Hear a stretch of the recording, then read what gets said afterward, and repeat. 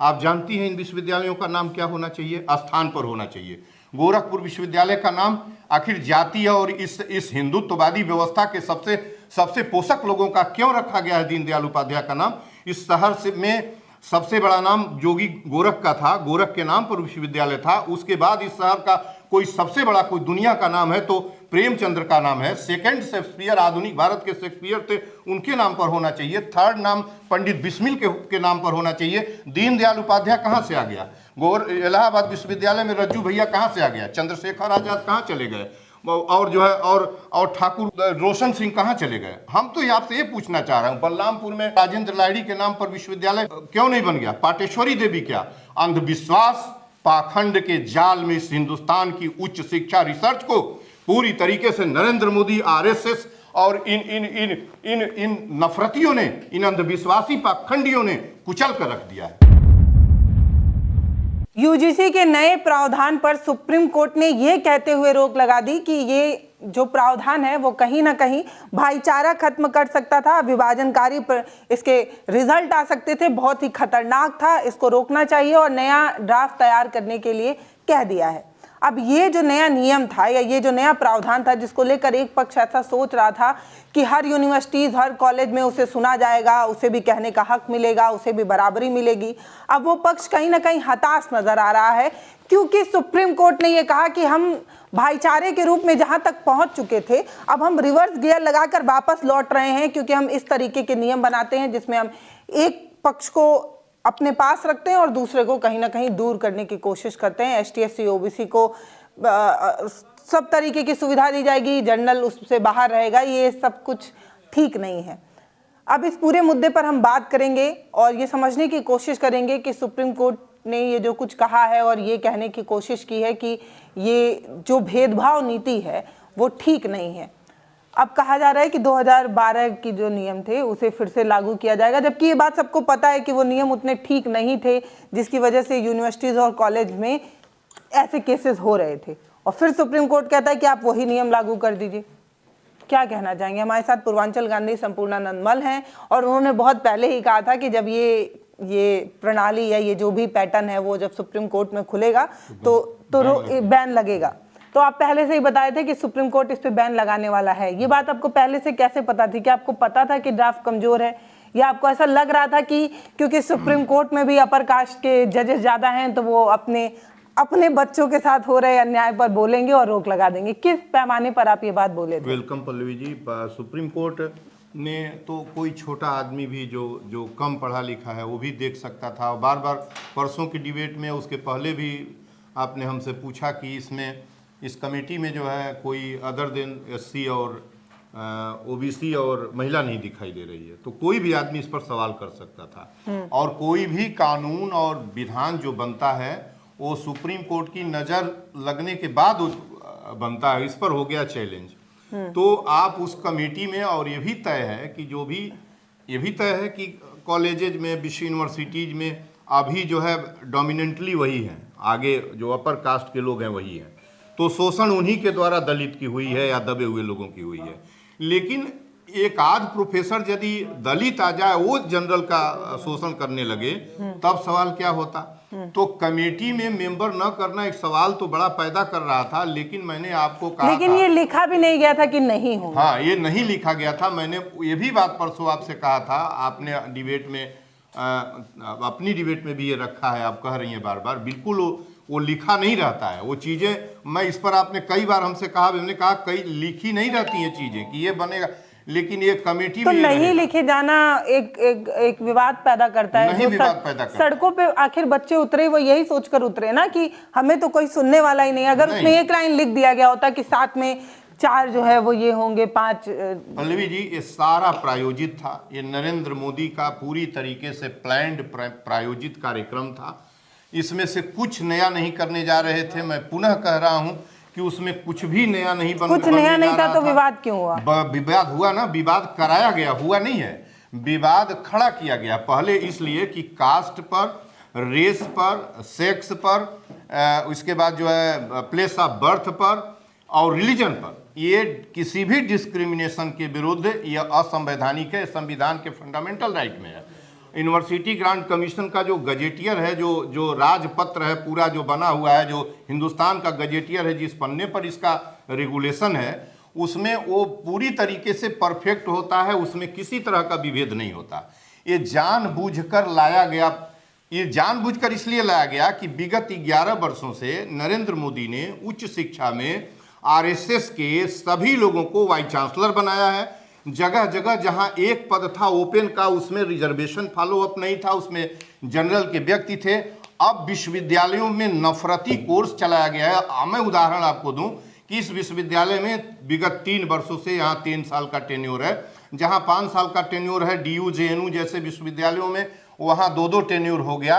सभी जगहों पर आपने नफरत पैदा करने वालों को VC बनाया और प्रिवेल किया। जहां नॉन रिजर्व कैटेगरी का प्रोफेसर का पद था, जहां कोई रिजर्वेशन वाला नहीं था, वो ऑलमोस्ट ऑल सभी आरएसएस के नुमाइंदे थे, जो बिल्कुल तरीके से हिंदुइज्म के उस नाभिकीय फार्मूला पर काम करते हैं जो अपर कास्ट को लेकर बना है। तो अपर कास्ट की जो एक नफरत है और जो दमन है, ये विगत 11 वर्षों से जो नरेंद्र मोदी की सत्ता का जो परकसन है और जो है रिजल्ट है, ये कहाँ एजुकेशन में खूब अच्छी तरह दिखा। जुडिशरी में आपको अच्छी तरह दिखाई दे रहा है। जुडिशरी में कोई इस तरह का व्यक्ति है ही नहीं है। तो जो आप ये देख रही हैं कि आज इस पर आया और किस तरीके से नाटकीय तरीके से इसका विरोध हुआ और इस पर झटपट जो है ले आकर जो है इसको बैन किया गया, उसमें कुछ था ही नहीं। वो जाता तो वह प्रथम दृष्टया कोई भी जज कर सकता था कि नहीं, इसमें इसको देखा जाएगा कि इसकी समानता का जो फार्मूला है वो इसमें लागू है कि नहीं लागू है। वो एक मेंबर, और मैं ये भी बता दूं, आज को पुनः बता दूं कि ये कुछ भी लागू नहीं होगा। मैं पुनः बता रहा हूं कि मार्च में 16 मार्च या कुछ भी मार्च और मार्च 12 के पहले तक का जो रेगुलेशन है यूनिवर्सिटी ग्रांट कमीशन का, इतना परफेक्ट रेगुलेशन है। तब जब वो इतना परफेक्ट था तो पायल तड़वी का जानबूझ के किया गया था। केसेस हो रहे थे ना यूनिवर्सिटी, तो हो रहे थे तो लागू, मैं फिर कहा था कि लागू नहीं करेंगे। आप यदि कोई अपर कास्ट का प्रोफेसर या हेड यदि किसी दमित या दलित को डिप्रेस कर रहा है, एक्सपेल कर रहा है, तो आप उसके विरुद्ध क्या करते? आपको उसके विरुद्ध कार्रवाई वाइस चांसलर को करनी थी। वह करता जाके न वो करेगा, न वाइस चांसलर जनरल, वही आरएसएस के अपर सेट माइंड के वाइस चांसलर हैं, तो करेंगे कार्रवाई क्यों? उनको टर्मिनेट करने का प्रावधान है पल्लवी एग्जीक्यूटिव से। किसी ने कुछ नहीं किया। हाँ। पूरे जब वाइस चांसलर सब अपर कास्ट के हैं, सबको पता है, तमाम HOD जो हैं तमाम संस्थाओं में वो अपर कास्ट के हैं, ये बात सबको पता है। तो फिर सड़कों पर उतरने की वजह क्या थी?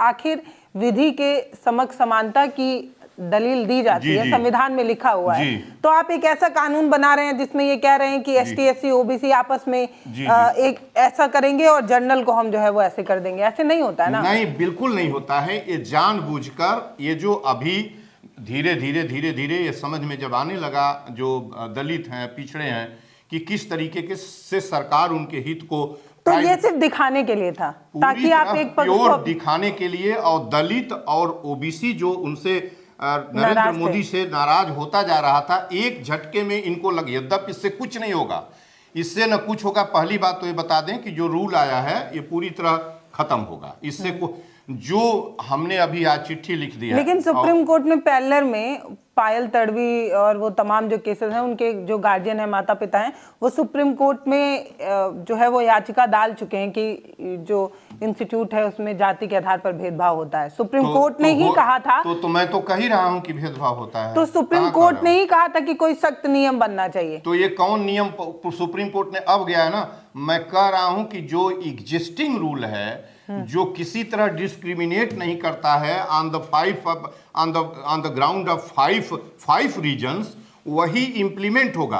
करते हैं क्या थे? अच्छा, दलित सता रहा है, तो मतलब आप सता रहा है किसी दलित को, उसके विरुद्ध वो दलित कहाँ जाएगा? किससे शिकायत करने जाएगा? VC से करने जाएगा।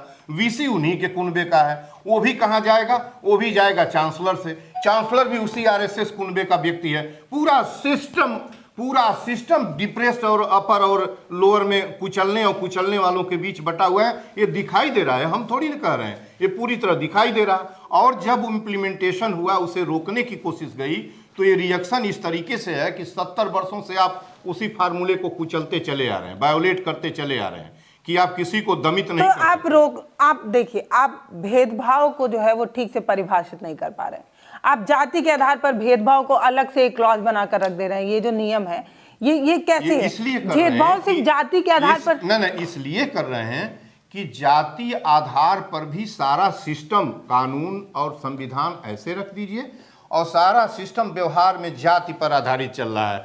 जुडिशरी, एजुकेशन, एडमिनिस्ट्रेशन, पुलिस, पूरा तंत्र बदल चुका है। उसी में कोई किसी का मानने वाला नहीं है, एक बात। और दूसरी बात ये कि जो ये बना है, आप देखिए कि इसका रिएक्शन अपने आप बता रहा है। अब तक आपको इतनी बोल्ड रिएक्शन का जब स्टूडेंट्स, जब दलित को कोई फॉरवर्ड प्रोफेसर, हेड या वाइस चांसलर दमित कर रहा था, उसको सप्रेस कर रहा था, तब आपका कोई आवाज नहीं उठा। जब उस पर किसी तरह चेक बैलेंस, अब तक मैं फिर कह रहा हूं कि उसको, उस प्रोफेसर को टर्मिनेट करने का राइट एग्जीक्यूटिव को है, रिकमेंडेशन देगा और चांसलर उसे टर्मिनेट करेगा, ये व्यवस्था है। लेकिन कौन करे, कौन सुने उस दलित स्टूडेंट की बात, जब उनका चेन ही ऊपर से नीचे तक वही बैठे हुए हैं। मैं इसके विरोध में रिएक्शन नहीं कर रहा हूं, मैं इस सिस्टम के फॉल्ट की बात कर रहा हूं कि कानून रखाया तो है। मतलब सुप्रीम कोर्ट ये भी कह सकता था कि 2012 का जो नियम है उसको सख्ती से लागू किया जाए। तो बता दिया कि अभी प्रिवेल करेगा। और मैं एडवांस बता दे रहा हूं कि देखिएगा, ये पूरा जो कबाड़ा, इसमें कोई मतलब ही नहीं है। इसको जो एग्जिस्टिंग बात है, आप कास्ट पर और रिलीजन पर और जो है सेक्स पर आप डिस्क्रिमिनेट करिएगा, और ये संविधान ये अपराध मानता है कि जब करेंगे। वही था कि उस बाई चांस उस प्रोफेसर को, उस फैकल्टी को, उस हेड को तत्काल कार्रवाई करके एग्जीक्यूटिव में उसके विरुद्ध आता नहीं है। यहीं 2-3 प्रोफेसर यहीं टर्मिनेट किए गए हैं, तमाम ग्राउंड पर किए गए हैं। 4-5 प्रोफेसर एक साथ टर्मिनेट किए गए, दूसरे ग्राउंड पर किए गए। संयोग से सभी अपर कास्ट के थे, संयोग से फिर कुर्सियों पर बैठ गए, इस व्यवस्था ने बैठा दिया। मैं देखिए, इस सड़ी गली पूरी तरीके से फॉरवर्ड सिस्टम डोमिनेंट है।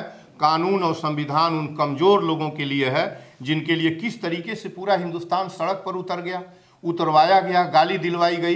रातों रात 3 दिन भी आंदोलन नहीं चला, उसके बाद जो है नौटंकी करके फिर जो है उसको किस तरह का माने कोई सामान्य आदमी भी देख के कहेगा कि भाई ये तो गलत लग रहा है, इस कमेटी में क्या वो लोग क्यों नहीं है, क्या कल दलित कोई हेड बन जाए, वो फॉरवर्ड को दमित करने लगे, तब क्या होगा। तो ये तो नंगी आंख से देख, लेकिन ये कोई उसको इसका लाने का उद्देश्य न तो शिक्षा में कोई सुधार लाना था, न फॉरवर्डों से, अगड़ी जातियों से, पिछड़ी और दबी हुई जातियों को किसी तरह रिलीफ का प्रश्न था, न इससे और एजुकेशन में किसी तरह के स्टैंडर्ड में अप होने का प्रश्न था। कुछ भी नहीं था पल्लवी, ये केवल नरेंद्र मोदी और हायर एजुकेशन को लगभग तोड़ लाए हैं। मैं एक उदाहरण आपको बता दूं, जैसे आप कह रही हैं किस तरीके से अपर सेट माइंड और आरएसएस के वाइस चांसलर्स किस तरीके से नफरत और प्रदाय को आगे बढ़ा रहे हैं। इस विश्वविद्यालय का मैं बता दूं, नवंबर 2024 में यहाँ जो है एबीवीपी का सम्मेलन हुआ था, अखिल भारतीय सम्मेलन हुआ था, राष्ट्रीय सम्मेलन। इसी विश्वविद्यालय में 23, 24, 25 शायद 2 या 3 दिन चला था, 23 से 25 नवंबर तक चला था। उसमें इनको परमिशन बाकायदा वाइस चांसलर्स ने दी, दीक्षा भवन को परमिशन दी, सभाएं उसमें की गई।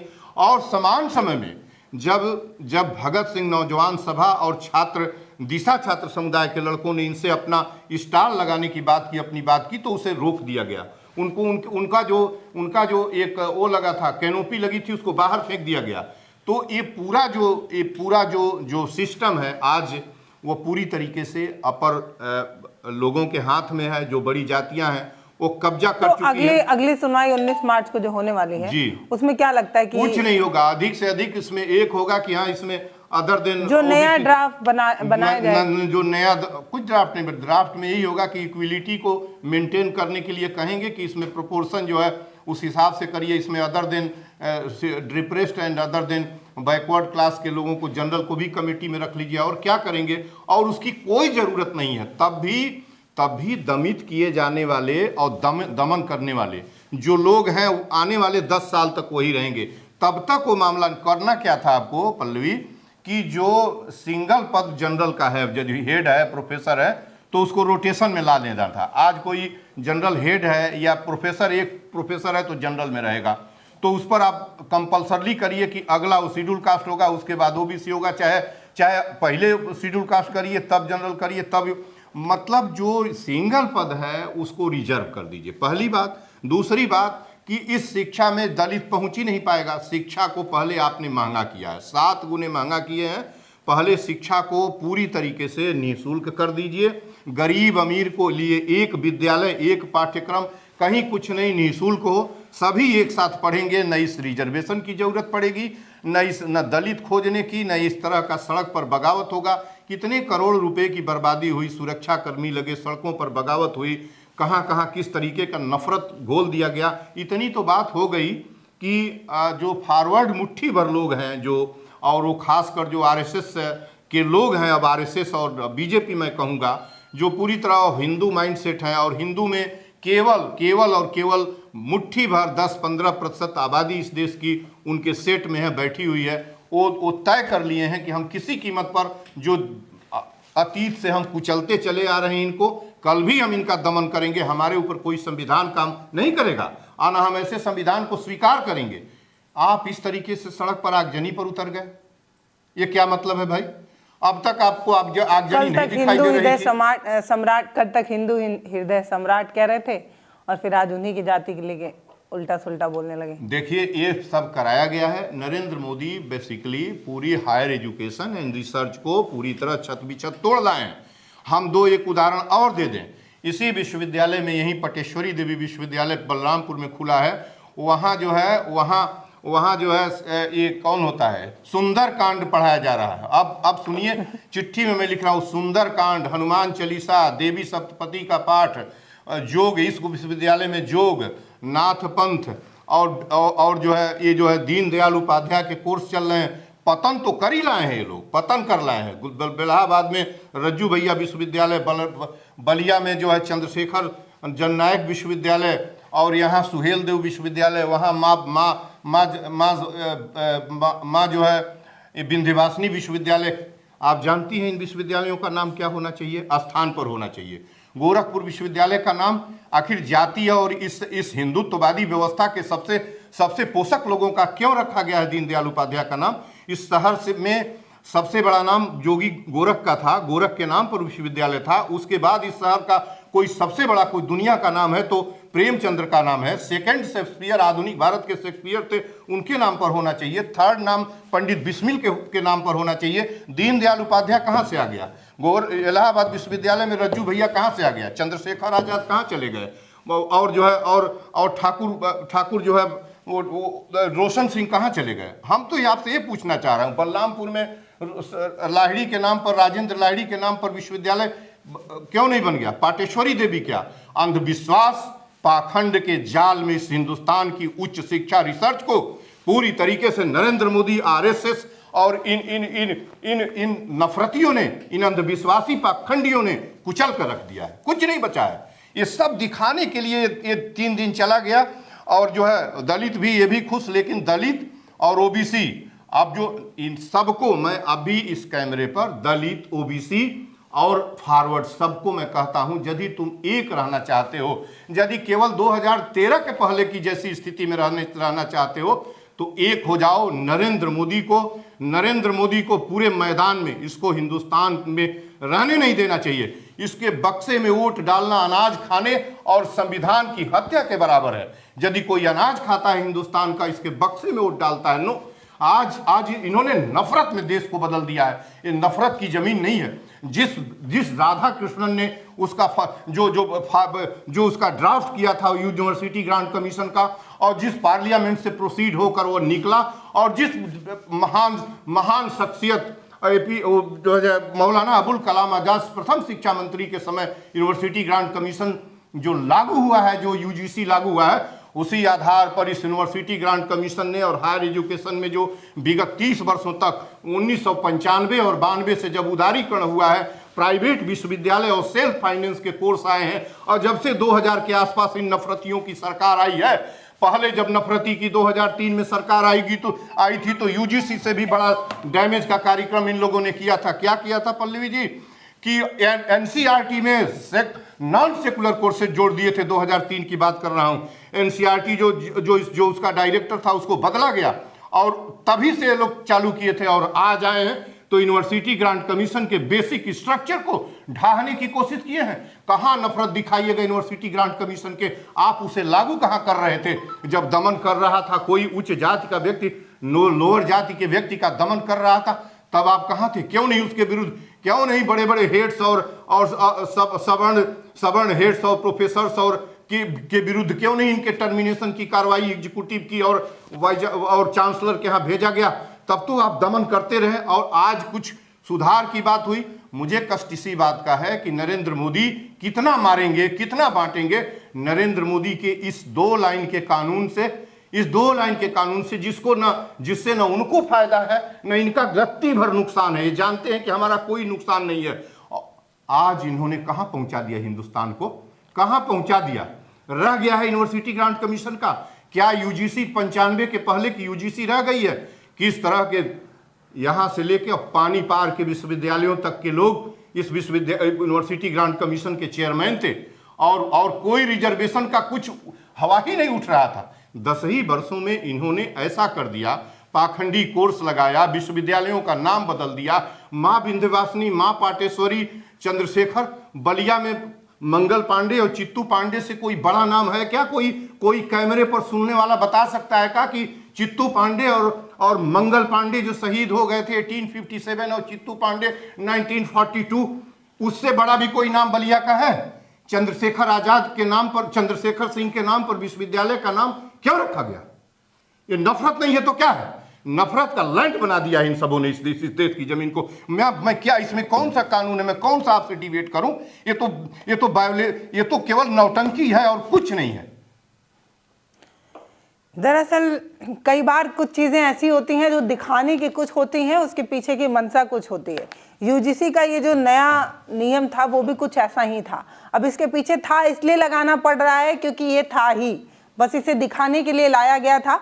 अब समझिए कि इसको ठंडे बस्ते में कहीं ना कहीं डाल दिया गया है। अब इस पर धीरे धीरे चर्चा भी खत्म होने वाली है, और जिस समानता की बात, जिस जातिगत भेदभाव को खत्म करने की बात कही जा रही थी, वो फिर से वैसे ही कहीं ना कहीं बरकरार रहेगी, क्योंकि किसी को करना कुछ नहीं है, बस हल्ला मचाना है, आग में घी डालना है, ताकि आप आपस में लड़ते रहिए और किसी की राजनीतिक रोटी सिकती रहे। यही एक मंशा है। कहना ये कि संविधान, केवल संविधान को बचा लीजिए, बस कुछ मत करिए, संविधान को बचा लीजिए। एक बार कोई फॉरवर्ड वाइस चांसलर आप नियुक्त कर रही हैं, कोई गवर्नर हो, कोई चांसलर हो, अगली बार कोशिश करे कि कोई दलित वाइस चांसलर बनाया जाए। अब ये बना दें, इतने नियम, कोशिश तो करेगा नहीं, इतना नियम बना दें कि अगली बार, इतना नियम बना दें कि अगली बार जब एक बार कोई चांसलर नियुक्त हुआ फॉरवर्ड, तो अगली बार दलित करो, उसके बाद एक और रिजर्वेशन करो, और बढ़िया होगा कि चौथी बार तुम ड्यूली महिला भेजो, महिला को चांसलर बनाओ।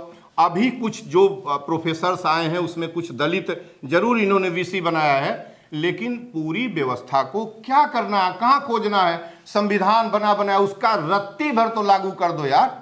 ये क्या नौटंकी बना के दोनों को लड़वा रहे हो? सड़क पर उतार के जंग की स्थिति हो गई। पूरा देश जो है, जो बटा खुटा था, जो मोहब्बत प्यार था, वो भी स्पष्ट सड़क खोल दिया अपना पूरा हिसाब की। देख लो, इतनी नफरत हमारे अंदर घुल रही है, और तुम्हारे अंदर, मेरे अंदर, दोनों के विरोध में। अब कैसे जोड़ोगे, किस तरीके से जोड़ोगे? यह सुप्रीम कोर्ट जब ऑर्डर किया था कि इसमें, तब उसको नहीं समझ में आया कि फंडामेंटल राइट के बेसिक स्ट्रक्चर में ही जो कानून है उसको कड़ाई से कह नहीं सकता था सुप्रीम कोर्ट की। कड़ाई से वाइस चांसलर्स और जो प्रोफेसर दलितों का दमन करते हैं उसके विरुद्ध कड़ाई से जेलों में डाल दो, उठा के उसके ऊपर एफआईआर दर्ज करो।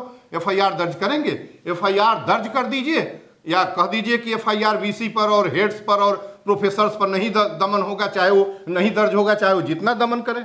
कानून तो हमारे पास सही है, आप उसका पालन नहीं कर रहे थे। अब नौटंकी दिखाने के लिए, दलितों का, पिछड़ों का वोट लेने के लिए आप एक फार्म में, बाकायदा सेट फार्म में ले आए, और गाली गलौज सड़क पर हुई। दोनों आमने सामने की स्थिति हो गई। किस तरह नंगा नाच, थोड़े से मुट्ठी भर सवर्ण नाच रहे थे। जो 150 करोड़ का मालिक था वो कहता था कि मैं सवर्ण अभागा हूं, हम रिजर्वेशन को किनारे छोड़ देते हैं।